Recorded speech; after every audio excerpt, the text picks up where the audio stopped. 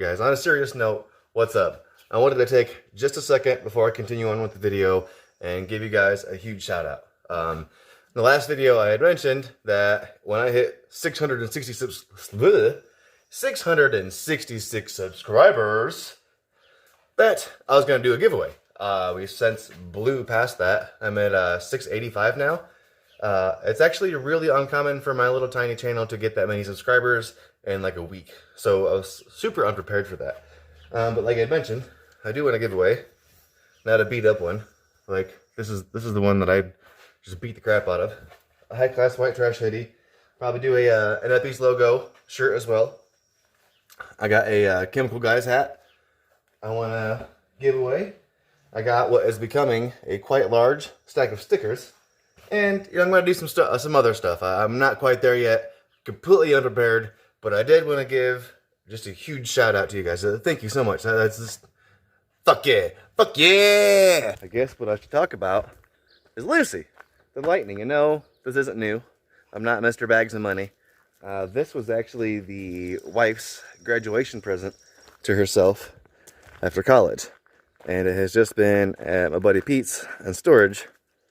Just since we moved here, our schedules have just never aligned. But this is Lucy, like I said, 94 SVT Lightning, completely stock body-wise. It has been repainted, and it's clear it's actually flaking off and bubbling underneath and around some of the stickers. It needs some love, you know. She's not perfect.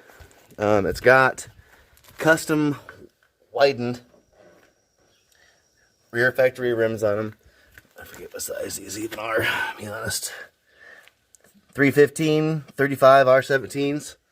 They look super, super aggressive on it. This thing's dope as fuck. Stance-wise, stock, suspension, everything. It does need, it just, you know, it needs standard issue love. It's a 94. Jump inside. Someone shot some primer down here some point in time. She's starting to get, you know, a little, nothing crazy. She needs swept out, but it's uber clean in here. I went to fix, I believe it was actually the switch. Either this was broke or that tab over there was broke. And I went to pop off this cover right here, and of course all these broke, so that was my fault. That is, you know, on the list of things to do. Of course, there's always those. Under the hood is, of course, no coyote. I'm actually not a big fan of everyone putting coyotes in these. I know, I get it. I get it. I don't know. It's not as cool as this, still, my opinion. This thing's got some shit done to it. This is actually a late model resto. It's still a lightning block, but it is, I believe, 40 over, if I remember correctly. It's only got like 500 miles on that block. Headers, MSD, I believe it's a cap rotor, not a full distributor. Coil, Ford racing wires. This truck ended up at my buddy's shop like right before it closed. It was still completely tore down in the middle of doing the engine rebuild swap out. And then it had like 3 or 4 different hands on it, and I finally managed to fucking makeshift and get it home for my wife on her birthday one day. And we were kind of in a debate. I wanted to go ham on this thing and like drag race it. She wanted to daily it. We ended up at like an oddball compromise between the two. So it's got like an electric water pump on it. I want to put a mechanical one back on it.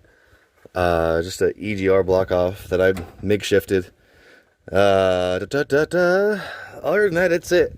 Now, I would like to mention it's got a screech when I fired it up, and I'm not even going to do it. I really do try to not drive this truck. I originally thought it was the power steering pump, but I don't even know who exactly set the lifters on this one. And I have had some issues with it since it got home. So I am going to go back in there, and not on this video, but go through and check out the rockers and lifters and make sure those are set right. When you fire it up, it will screech, and then it instantly goes away. And then where it should be making peak RPM, which is, what the hell is that, like 47 or around like 5 or something like that, it breaks up. It just pop, pop, pop. And then if you let off of it, get back into it, for the most part, regathers itself. But I mean, you can romp on this thing, and it's gnarly until it gets right there. But I would like to figure out why it does that. Also, it's got a note that they don't carry it anymore. It's got a comp cam in it that I got from late model resto when I bought the block. I'd have to look way back in receipts and see if I could still find it, because I don't know what it was. And they did say in the description that it was supposed to work with the factory Lightning's computer, because as you know, with these being speed density, wherever the fuck it is, you can't run gnarly cams in these without switching to what, mass airflow, or doing the stinger conversion or whatever. But that cam was supposed to work with that engine, and I don't know. As you can tell, I did just, I romped on it for a second in the video and did just a real quick Bernie. It's, man, that thing is gnarly. It really, really is. But actually, what I am most excited about is back here.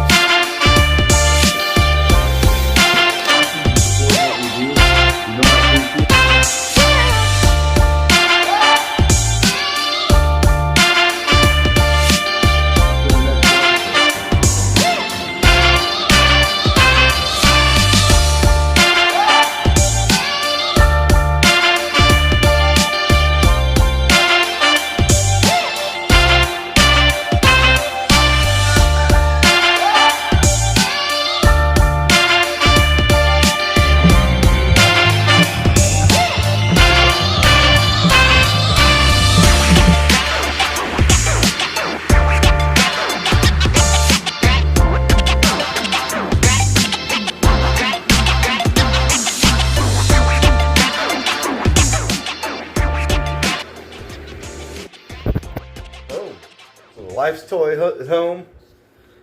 Some of my toys are home. And I got a couple more boxes of Hot Wheels, I think, buried in there. I got boxes of Hot Wheels at my mom's house. Got boxes of Hot Wheels. Why can I not talk? Boxes of Hot Wheels everywhere. But I was really excited. I mean, obviously I had my models and stuff sitting here, but I finally got my Legos and some of my die casts and stuff. Hell yeah. I also got, if you saw these hanging out, probably gonna try and sell some of these badges here. It'll be fun getting the truck done, I do believe. Speaking of funding the truck, what is on my screen? Is that more good? That's more good. That, if you can't tell, is not the Budget 283. Budget 283 finally went bye-bye. And if you would like a tab on that, I know I was trying to keep that as cheap as I could building it, and or profit off of it. For sure profited off it. If you remember, I bought that 283 on this engine stand for 75 bucks. As you see, I still have the engine stand. I sold the engine for 120 bucks, and then a buddy traded me some scrap that I had for a nice Edelbrock aluminum intake for the engine that I sold for 120 bucks. So for a $75 investment, I got to keep an engine stand and made 220 bucks, basically. So, turned out to be, I guess, in the budget. Anyways, I mean, it would have been nice to, hear the engine come to life, but an old guy who was very, very, very into his Chevy stuff is for sure going to bring the engine back to life. But, before we skedaddle, like I said, this is Engines. This is Engine's original 3 Sandy. This is Sandy's original 302. Board 40 over, 10 under. And I can actually put the crank in this if I want to. So maybe that'll be coming up in the next episode or two. And I lightly brought up in a short, I finally, 100%, got my 8BA torn apart. So in one of the future episodes, a couple of future episodes, probably clean this up real good, get some what's the smushy green stuff, I can't think what the hell it's called, you know what I'm talking about, for the crank, and we'll get that all torqued to spec and everything.